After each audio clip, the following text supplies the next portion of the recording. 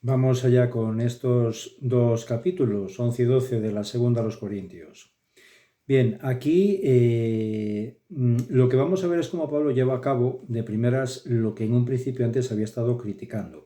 Es decir, él había estado criticando el hecho de que estos falsos apóstoles que habían llegado criticándole a él, poniéndole pues a caldo en esta comunidad que él había fundado, bien, pues lo que hacían era alabarse a sí mismos. Bien, pues en este caso ya Pablo lo que va a hacer también es alabarse a sí mismo, pero básicamente porque es que, claro, no puede dejar en entredicho su figura en base a esas calumnias, pero no ya tanto por su figura, sino por el bien de su comunidad, porque al final, si no, realmente pues estaría permitiendo que cayeran en ese error, ¿no? Y en ese engaño. Incluso vemos algún aspecto en los dos capítulos como también él pues se lamenta ante estos de la comunidad de Corinto de su negligencia en ese sentido, ¿no? Como ellos han dejado engañar, como ellos han permitido pues que al final les vayan inculcando y metiendo esas ideas.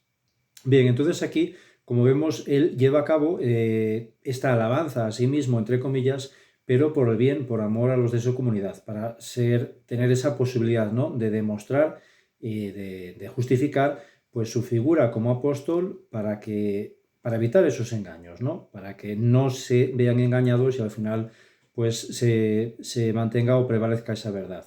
Bien, entonces es lo que le mueve a hacer estas manifestaciones que vamos a ver en estos dos capítulos y son manifestaciones que no aparecen en otras cartas. Son, digamos, aquí en esta carta los Corintios se muestra de una manera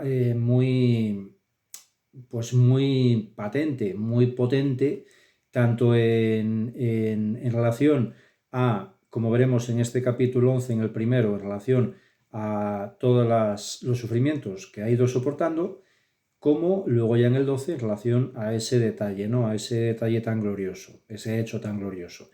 Bien, lo que está claro es que si no fuera por pura necesidad no lo hubiera llevado a cabo porque claramente se ve que ocurre concretamente en esta carta. En otras cartas no es tan claro y no es tan patente todo esto que decimos. Bien, entonces, de primeras, para evitar que le tachen de interesado, que es lo que también achacaban estos que habían llegado a la comunidad, estos falsos apóstoles, como dice él, bien, él lo que deja claro es que ni siquiera busca en los corintios que mantengan o le mantengan él en lo más esencial. De esa manera veíamos cómo en los versículos 8 y 9 de este capítulo 11, él dice que incluso él se había mantenido a partir de lo que le había llegado desde la comunidad de Macedonia, de la comunidad previa que había fundado. Aquí se ve claramente cómo él tiene esa necesidad clara porque, digamos, a través de los de Macedonia, en esa comunidad no hay estos problemas, pues él no tiene ningún problema, no causa ningún tipo de conflicto o de crítica el hecho de que le mantengan, que es lo necesario, porque él necesitaba que le mantuviera, ¿no? Para poder, en cierta medida, para poder mantener esa evangelización, pues todo esto que tenía que llevar a cabo. Bien, pues sin embargo aquí en Corinto, para evitar estas críticas, estas calumnias, ni siquiera permitirá que se le mantenga, sino que, como decimos, le ayudan, colaboran con él los de la comunidad de Macedonia. Bien, de primeras lo que hace es manifestar ese profundo amor que tiene a los de Corinto, expresando, como decía claramente en este capítulo 11, que siente hasta celos por ellos, ¿no? Y aquí es algo que a ellos también lo podían entender porque son términos muy, muy habituales, especialmente en el Antiguo Testamento, en relación a ese vínculo entre Dios y el pueblo, ¿no? Como es tan habitual que en el Antiguo Testamento, perdón, pues Dios hable de esos celos. Es como un Dios celoso de su pueblo, ¿no?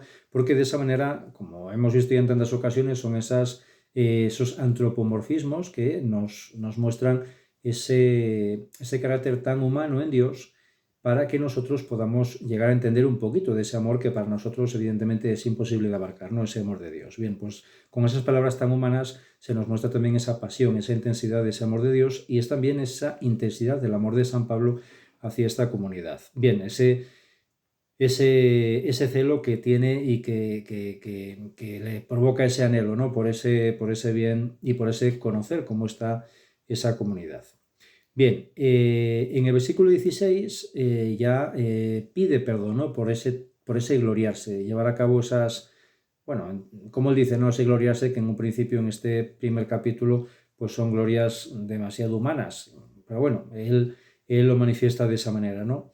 Y entonces aquí lo que empieza es, para justificar su apostolado, como ya habíamos visto ya en capítulos anteriores, lo que hace es hablar de sus penalidades, porque él lo que ve claramente es que es la prueba, como decíamos, patente de su apostolado, es el hecho de poder sufrir todo eso con esa gracia, ¿no? Con esa capacidad de sufrimiento, con ese don de Dios, por supuesto, esa capacidad de sobrellevar la cruz con ese amor y con esa entereza.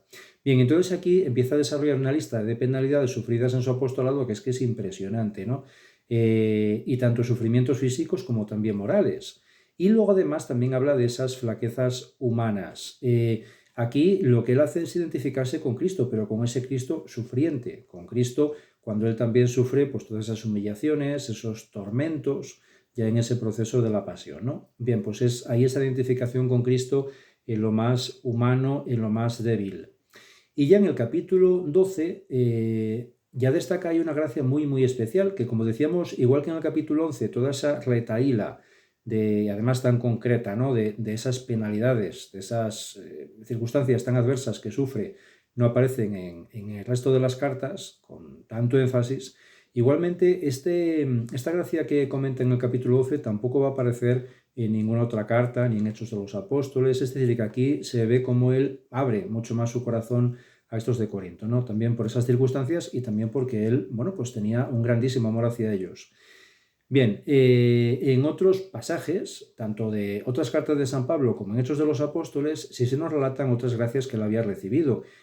Recordamos claramente la gracia de la conversión, ¿no? Que eso aparece muy claramente en Hechos de los Apóstoles y eso ya era muy bien conocido por todos, porque todos sabían, bueno, pues lógicamente era como una carta de presentación también en su caso, ¿no? De ese proceso, cómo había sido posible que él pasara de ser un perseguidor de cristianos a ser, pues, digamos, un cristiano de pro.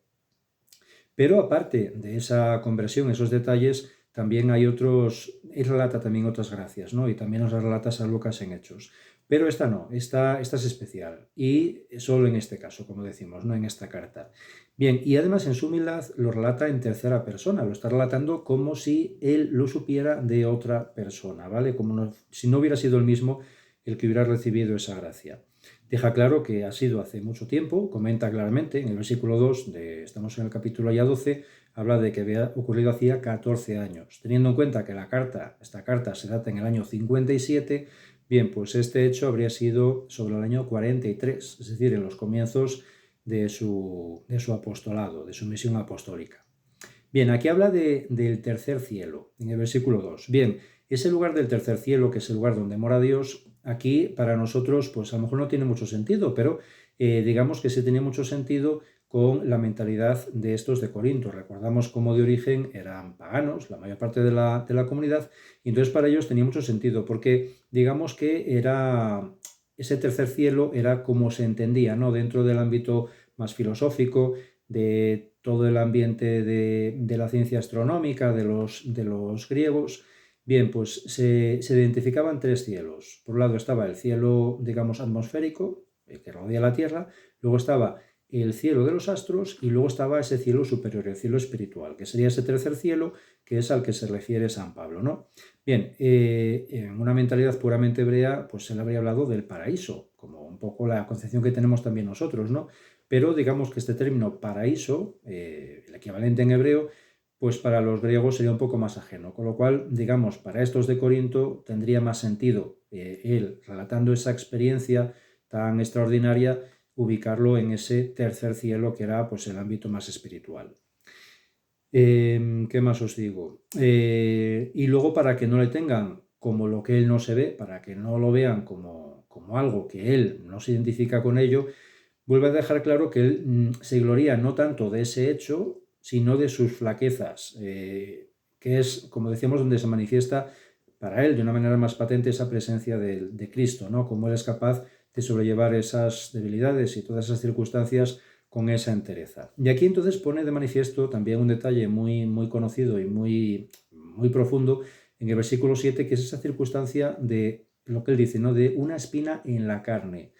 Bien, tanto en la tradición como autores modernos se plantea siempre que sería sobre todo una cuestión a nivel física, algo a nivel corporal, una enfermedad, alguna circunstancia corporal que digamos que le afectaría tanto en lo físico como también en lo moral, porque eso le condicionaría mucho también su capacidad para llevar a cabo la misión apostólica. Bien, y por eso les ruega al Señor que se la quite. Esta circunstancia, además, coincidiría también con lo que relata a los Gálatas. Esta visita a los Gálatas es posterior a esta carta a los Corintios, y aquí, concretamente, en la carta a los Gálatas, en el capítulo 4, versículos 13 y 14, decía esto: «Sabéis que la primera vez os anuncié el Evangelio con ocasión de una enfermedad corporal. Con todo, aunque mi estado físico os debió de tentar a ello, no me despreciasteis ni me hicisteis ningún desaire. Al contrario, me recibisteis como a un mensajero de Dios, como a Jesucristo en persona». Bien, pues entonces aquí sí habla a los Gálatas concretamente de esa enfermedad corporal que él sufría cuando llegó allí a Galacia, y que pese al problema que él tenía físico, que lo deja muy claro, que era muy limitante, pues no sintió ningún desprecio. Bien, se cree que podría ser la misma circunstancia. Aquí a los Gálatas sí les entra en más detalle. Bien, y es significativo también, como dice, que él le rogó al Señor 3 veces que le quitara esa espina, y sin embargo el Señor pues le deja claro que no, ¿no? Bueno, pues esas 3 veces que se identificarían también con esas 3 veces que el Señor le ruega al Padre en Getsemaní. Y es ahí cuando igualmente, ¿no? Pues el Padre le manifiesta al Señor claramente cuál es su voluntad. Y el Señor ya asume plenamente esa voluntad y va adelante con ello, ¿no? Bien, pues en este caso con San Pablo sería igual. Es un poco, él pone también ese paralelismo como que realmente en su caso se ha cumplido de la misma manera, ¿no? 3 veces le pide y es ahí ya cuando el Señor se lo manifiesta en el versículo 9 con esas palabras: «Te basta mi gracia, mi fuerza se realiza en la debilidad». Bueno, según las versiones, o la fuerza se realiza en la debilidad o otros términos, ¿no? Pero en esencia es un poco eso, ¿no? Como la fuerza de la gracia de Dios al final es donde se manifiesta, en la debilidad humana, ¿no? Bien, y luego a partir de aquí es cuando les comenta también en relación al deseo de hacerles otra nueva visita, pese a que teme que se puede encontrar allí lo que no desearía encontrarse, ¿no? Por un lado, rechazo por parte de algunos de la comunidad que se hayan dejado influenciar por estos otros, y también el hecho de que algunos no hayan sido capaces de corregirse de sus faltas pese a los consejos de San Pablo, ¿no?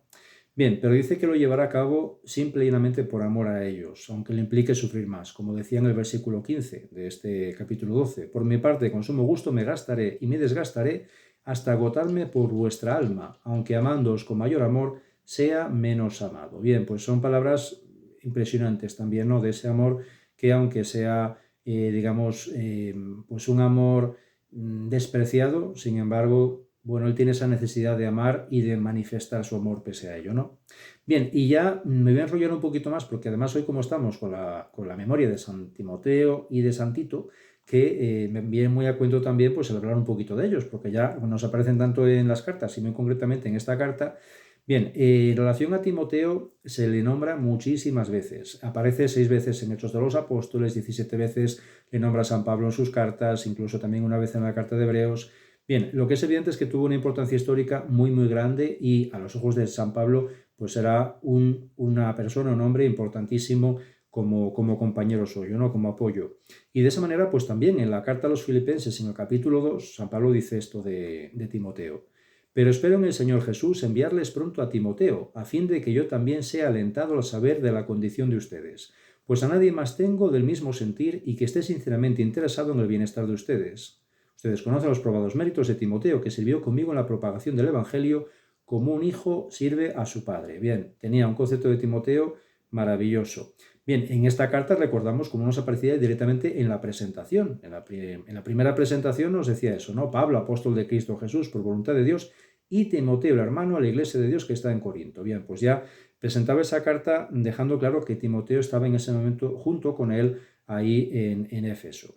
Y además, en este capítulo concretamente, o sea, en estos capítulos que estamos viendo ahora, se nos decía que había estado con él en Corinto en su primer viaje evangelizando, es decir, que era muy bien conocido Timoteo por estos de Corinto. Y bueno, y en cuanto a Tito, pues estamos viendo también ahora, incluso también en estos capítulos, que que es ese hombre también de plena confianza, que también envía a Pablo allí a Corinto, a la comunidad de Corinto, de primeras con la carta, con aquella carta, ¿no? Y de segundas también para que él, ante la incapacidad de Pablo ir por las circunstancias allí a Corinto, bueno, pues envía a Tito para que él pueda intentar mediar, pueda ordenar y equilibrar un poco la situación en esa comunidad. Con lo cual, como vemos, tanto Timoteo como Tito, dos figuras importantísimas en la vida de San Pablo, que colaboraron muchísimo con él, que nos aparecen constantemente, con lo cual pues ya uno incluso también les coge mucho cariño, ¿no? Ya no solo a San Pablo, sino a Timoteo y a Tito por esa familiaridad con la que aparecen aquí y directamente también en esta carta que tenemos ahora. Y luego ya, pues lógicamente, hasta el punto de que tenemos también esas dos cartas a Timoteo y esa otra carta a Tito dentro de las cartas de San Pablo, ¿no? También como palabra de Dios. Bien, pues lo dejamos aquí, que ya llevo 15 minutos y me he enrollado más de lo habitual. Venga, que tengáis un feliz día.